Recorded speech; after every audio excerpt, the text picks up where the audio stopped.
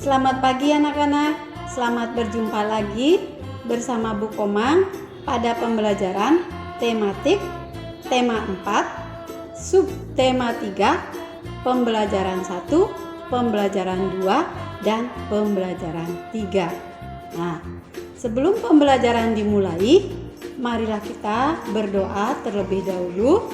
Semoga pada pembelajaran hari ini dapat berjalan dengan lancar dan bermanfaat bagi kita semua. Berdoa dimulai. Berdoa selesai. Anak-anak, adapun tujuan pembelajaran kita hari ini, yang pertama, siswa dapat menjelaskan cara mencegah gangguan pada jantung dan pembuluh darah. Yang kedua, siswa dapat mengidentifikasi ciri-ciri pantun, jenis-jenis pantun, serta membuat pantun.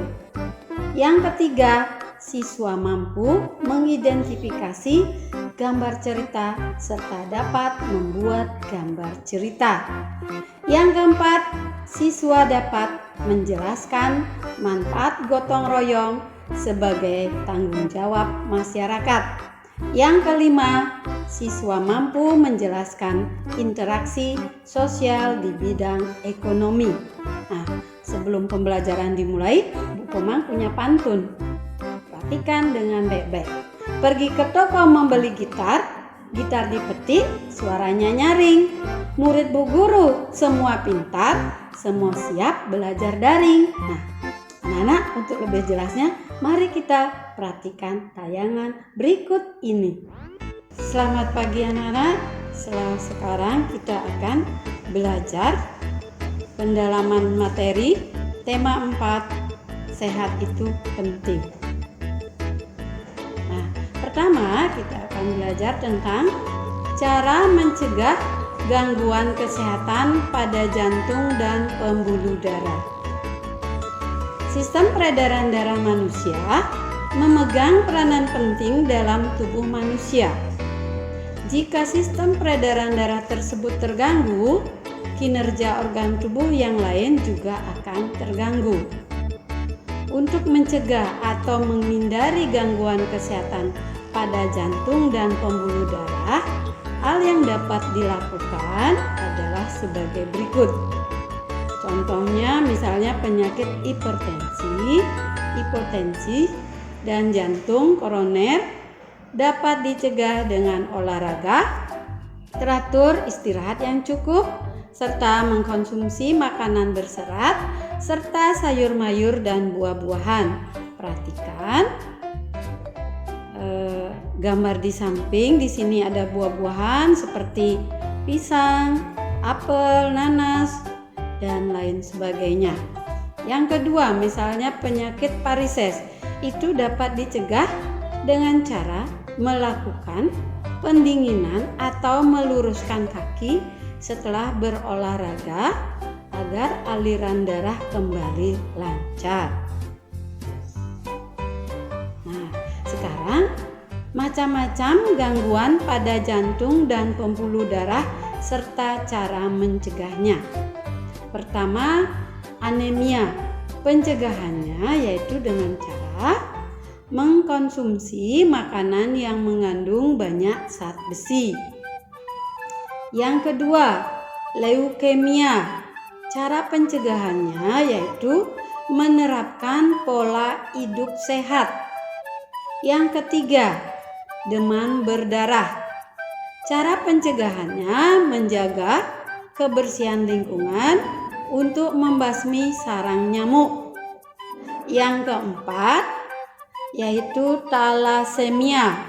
Gangguan ini dapat dicegah karena merupakan penyakit keturunan. Yang kelima, hemofilia, yaitu gangguan ini dapat diobati, akan tetapi juga dapat dicegah. Caranya menghindari terjadi yaitu pendarahan agar darah tidak terus mengalir. Anak-anak, apakah pernah mendengarkan yang namanya 3M? Nah, 3M itu adalah kegiatan membasmi sarang nyamuk Aedes aegypti, dikenal dengan kegiatan 3M. Apa itu 3M? 3M yaitu pertama, menguras tempat penampungan air. Yang kedua, mengubur barang bekas.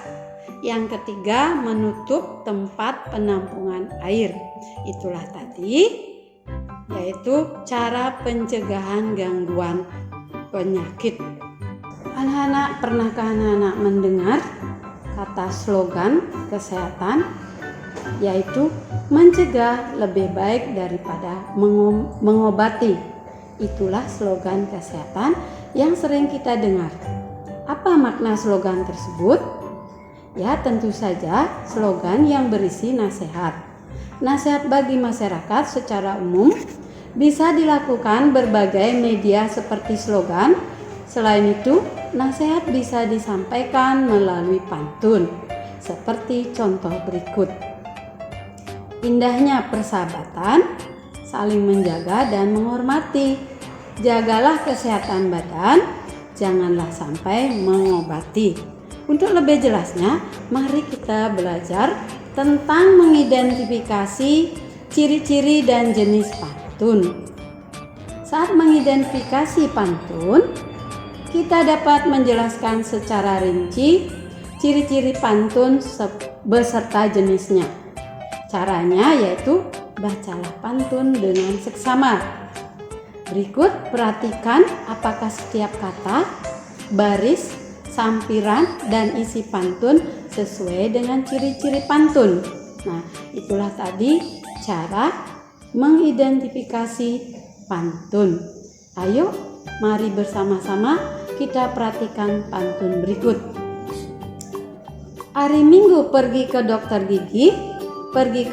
gigi bersama Olga. Bangunlah pagi setiap hari, jangan lupa berolahraga.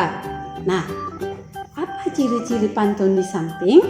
Perhatikan dulu baik-baik anak-anak. Caranya yaitu kita baca pantun dengan seksama.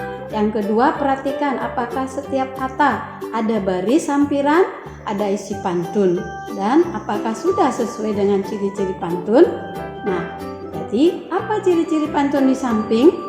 Ciri-ciri pantun di samping yaitu pertama, pantun terdiri atas 4 baris. Ya, terdiri dari 4 baris. Baris pertama dan ketiga diakhiri huruf I. Itu diberi simbol A ya anak-anak. Nah, baris kedua dan keempat diakhiri huruf A. Diberi simbol B. Dengan demikian, pantun tersebut bersaja AB. Bagaimana, jelas anak-anak ciri-ciri pantunnya? Ya, selanjutnya apa jenis pantun tersebut? Berdasarkan jenisnya, pantun tersebut merupakan pantun nasihat karena berisi himbauan untuk berolahraga. Nah, sekarang kita akan belajar membuat pantun berdasarkan usia.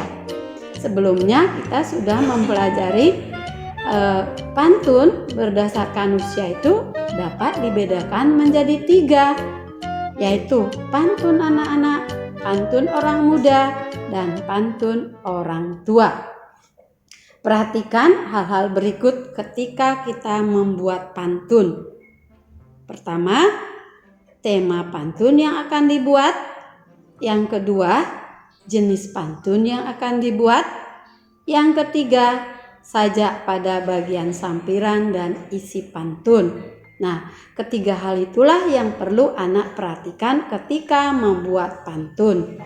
Nah, saat membuat pantun juga pastikan akhiran atau sajak yang digunakan pada bagian sampiran dan isi sudah sesuai. Misalnya, baris pertama pantun diakhiri dengan huruf A. Maka harus membuat bagian isi pantun di baris ketiga menggunakan kata yang berakhiran huruf A juga. Begitu pula dengan sampiran di baris kedua dan isi baris keempat. Jika baris kedua diakhiri dengan kata berakhiran huruf I, maka baris keempat pantun juga harus diakhiri dengan kata yang berakhiran huruf I. Nah, bagaimana anak? Jelas? Nah, untuk lebih jelasnya, mari kita perhatikan contoh pantun anak-anak berikut. Pergi berenang siang-siang, kolamnya ada di dekat taman. Hatiku senang juga riang, mendapat hadiah dari teman. Nah, gimana diperhatikan di sini anak-anak contoh pantun anak-anak? Nah, baris pertama itu diakhiri dengan huruf G. Nah, baris ketiga juga diakhiri dengan huruf G. Untuk baris kedua dan keempat itu sama-sama diakhiri dengan huruf N. Sekarang kita akan belajar membuat pantun nasihat. Ketika akan membuat pantun nasihat, tentukan amanat atau pesan dan nasihat yang ingin disampaikan terlebih dahulu. Nah, ingat, jangan lupa juga perhatikan hal penting sebelum kamu membuat pantun. Di sini Bu Guru akan memberikan contoh sebuah gambar. Yuk, kita membuat pantun nasihat sesuai dalam gambar. Perhatikan dulu gambarnya ya anak-anak. Di sini gambarnya ada seorang ibu. Nah, di sini juga ada seorang anak yang mendapat hadiah yang bagus-bagus dari ibunya. Nah, dari gambar ini atau kejadian ini kita akan membuat sebuah pantun ya anak-anak. Nah, mari kita bersama-sama membuat pantunnya. Nah, misalnya seperti ini pantunnya. Pakai gelang di tangan kanan, gelangnya terbuat dari tali. Bunda pulang bawa mainan, aku sungguh senang sekali. Ya, bagus bukan pantunnya anak-anak? Nah, gimana? Yang perlu diperhatikan, baris pertama dan ketiga itu harus katanya sama akhirannya. Akhirannya di sini adalah huruf I. Dan baris kedua dan keempat itu diakhiri sama-sama dengan huruf I. Ya anak-anak? Nah, Bu Guru ulang. Pada baris pertama harus sama dengan baris ketiga. Kalau misalnya diakhiri dengan huruf N, baris pertama, maka baris ketiga juga harus diakhiri dengan huruf N. Jika baris kedua diakhiri dengan huruf I, maka baris keempat juga harus diakhiri dengan huruf I. Bagaimana anak-anak? Sudah paham caranya membuat pantun? Baiklah anak-anak, selanjutnya kita akan belajar tentang cerita bergambar. Cerita bergambar atau disingkat juga dengan cergam. Apa itu cergam anak-anak? Cergam mengandung pengertian, perpaduan gambar dan teks yang berbaur menjadi satu kesatuan, serta mengandung keindahan dan cerita yang bermakna. Nah, itulah yang dimaksud dengan cergam. Sekarang, apa yang dimaksud dengan gambar cerita? Gambar cerita adalah gambar yang terdapat pada sebuah karya tulisan. Nah, itulah gambar cerita, yaitu gambar yang terdapat pada sebuah karya tulisan. Di mana fungsi daripada gambar cerita yaitu untuk memperjelas, menegaskan, dan memperindah suatu cerita. Nah, yang perlu diperhatikan juga untuk menggambarkan suasana dalam cerita ya anak-anak, perlu adanya objek gambar. Objek gambar tersebut meliputi manusia, hewan, tumbuhan, dan benda. Itulah tadi yang dimaksud dengan gambar cerita dan fungsi gambar cerita. Nah, adapun langkah-langkah membuat gambar cerita, yang pertama anak-anak perhatikan, menentukan ide atau gagasan. Ide atau gagasan itu meliputi tema dari cerita, tokoh, karakter tokoh cerita, suasana, dan latar cerita tersebut. Berikutnya yang kedua, yaitu membuat sketsa. Sketsa adalah rancangan gambar. Sketsa itu dibuat menggunakan pensil. Langkah yang ketiga yaitu mewarnai. Nah, sketsa kemudian dipertegas hingga menjadi gambar jadi. Gambar tersebut kemudian diwarnai. Pewarnaan dilakukan agar lebih indah dan menarik. Alat untuk mewarnai antara lain seperti krayon, pensil warna, spidol, cat air, atau cat minyak. Nah, itulah tadi langkah-langkah cara membuat gambar cerita, yaitu menentukan ide atau gagasan, yang kedua membuat sketsa, yang ketiga mewarnai. Nah, anak-anak, sekarang kita akan belajar tentang manfaat gotong royong sebagai bentuk tanggung jawab warga masyarakat. Nah, di sini anak-anak perhatikan gambarnya ya. Di sini ada yang kerja bakti. Nah, itu kerja bakti. Di sini orang kerja bakti itu ada lebih dari satu orang. Nah, sekarang apa itu gotong royong? Gotong royong adalah bekerja bersama-sama untuk mencapai suatu hasil yang diinginkan bersama. Nah, apa itu gotong royong anak-anak?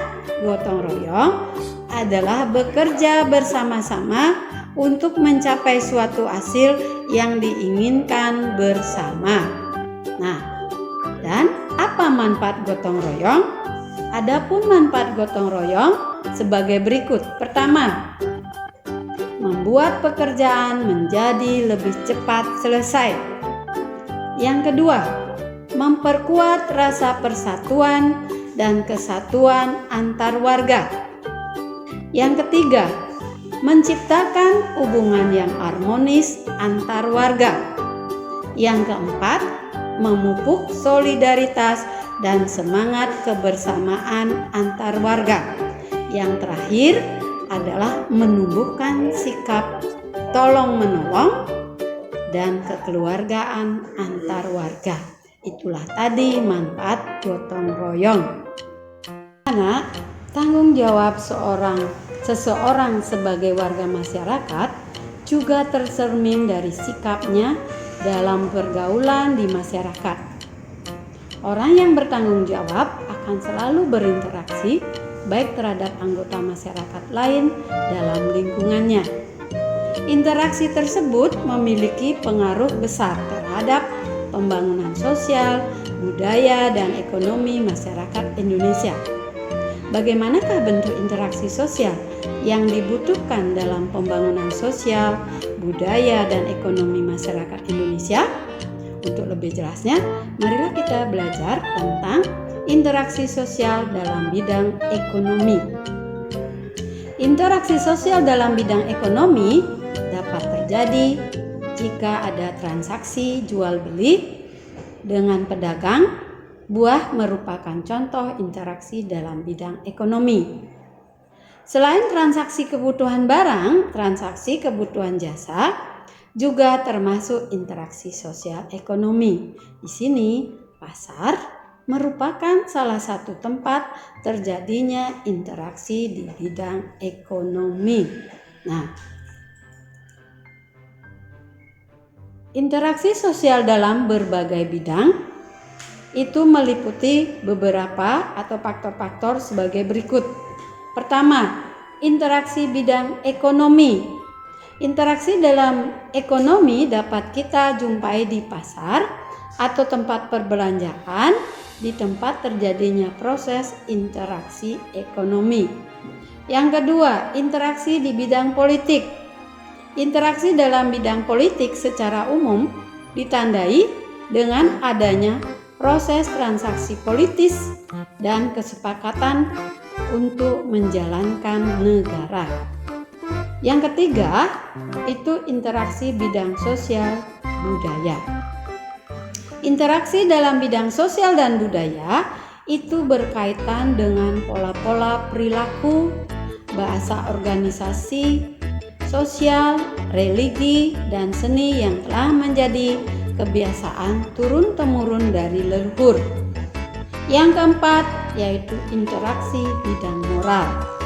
Interaksi dalam bidang moral agar kesadaran masyarakat di wilayah itu timbul untuk maju bersama dengan masyarakat di wilayah lain dalam membangun bangsa.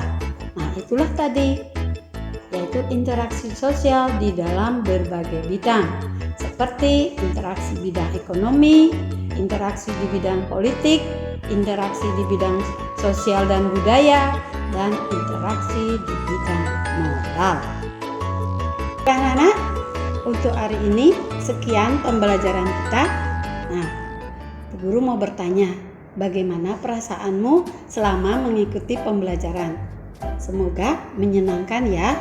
Nah, sekarang kita akan menyimpulkan pelajaran kita hari ini. Yang pertama, mencegah lebih baik daripada mengobati. Itulah slogan kesehatan. Yang kedua, mengidentifikasi pantun dapat dilakukan dengan cara membaca pantun dengan seksama, memperhatikan setiap kata baris, sampiran, dan isi pantun sesuai dengan ciri-ciri pantun. Yang ketiga, dapat membuat gambar cerita. Itu perlu memperhatikan langkah-langkah sebagai berikut, yaitu menentukan ide atau gagasan, membuat sketsa, dan mewarnai. Yang keempat, gotong royong sebagai bentuk tanggung jawab warga masyarakat, budaya. Gotong royong juga dapat mempererat persatuan antar warga. Yang terakhir, setiap manusia memerlukan orang lain untuk memenuhi hidupnya. Oleh karena itu, manusia saling berinteraksi satu sama lain. Ya, baiklah anak-anak, demikian tadi pembelajaran kita hari ini.